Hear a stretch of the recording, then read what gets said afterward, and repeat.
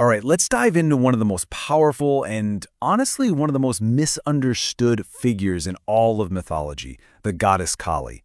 She is just layers upon layers of complexity, and today we're going to peel those back to get to her true, profound meaning. So, take a look. When you see an image of Kali, what's your gut reaction? For a lot of people, it's probably fear, maybe even a little bit of shock. You've got this fierce form, a necklace of skulls, a bloody sword. I mean, it's designed to be confronting, but that initial jolt, that's just the front door to her story.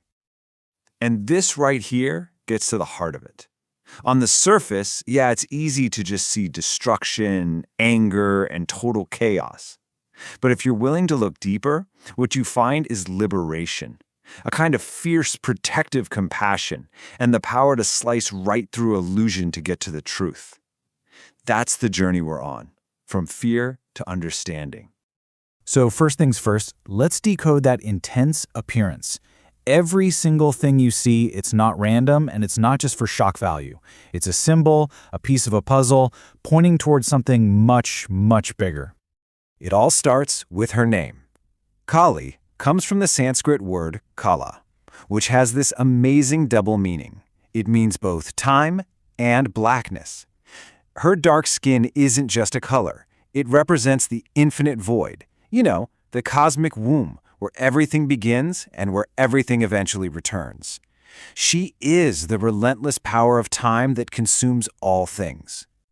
And that brings us to that garland of skulls, which totally reframes what you might think it is. This is not a gruesome trophy collection. Nope.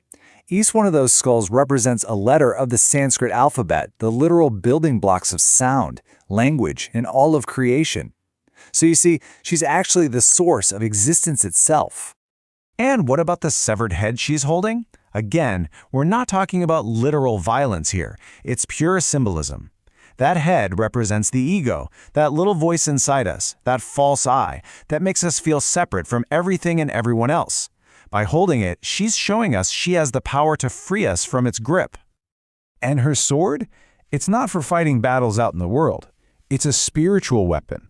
This is the sword of wisdom that cuts through ignorance, severs our unhealthy attachments, and slices away the chains that keep our souls trapped. It is a weapon of total liberation. Okay, so now let's see how all these symbols come to life in her story. Because to really get her energy, you have to know where she came from. It's this incredible story of divine intervention, a moment when all other powers had failed. This is a story of the unstoppable mother. So the story goes like this. Powerful demons were just tearing the world apart, and even the combined strength of all the gods wasn't enough to stop them. So in this moment of total desperation, Kali emerges. She literally bursts from the forehead of the goddess Durga, like a storm of pure, untamable power. She completely annihilates the demons, but her rage is so immense it becomes this cosmic fire threatening to burn up the whole universe. To stop her, Lord Shiva has to lie down in her path, and the second she steps on him, she stops, she bites her tongue, and her consciousness snaps back into the present moment, an awakening. And that moment on the battlefield is everything. It shows us that Kali and Shiva are really two sides of the same coin. He is pure, unmoving consciousness, and she is Shakti, the dynamic, creative, wild energy that brings that consciousness to life. It's this incredible divine dance. In some philosophies, she's seen as the ultimate reality. Together, they are the rhythm of the entire universe. So this brings us to the real heart of it all, Kali's teachings.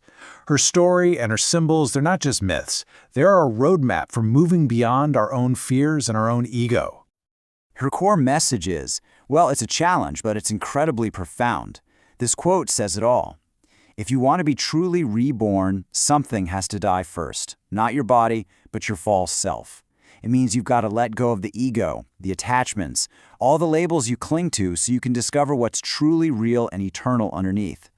So her teachings really boil down to these essential truths. She's telling us to run towards our fears because that's where freedom is. She shows us that life and death aren't opposites, they're just two parts of the same cycle. Her path is about embracing all of it, the light and the dark, the joy and the sorrow. Because, and this is the key, Only by accepting everything can you find that deep, unshakable peace that's waiting right in the middle of the chaos. So, what does this ancient goddess have to do with our lives today? Well, let's bring this into the modern world, because her message about finding strength in destruction is more relevant than ever. She's become a huge symbol in modern feminist spirituality, seen as this icon of untamed female power.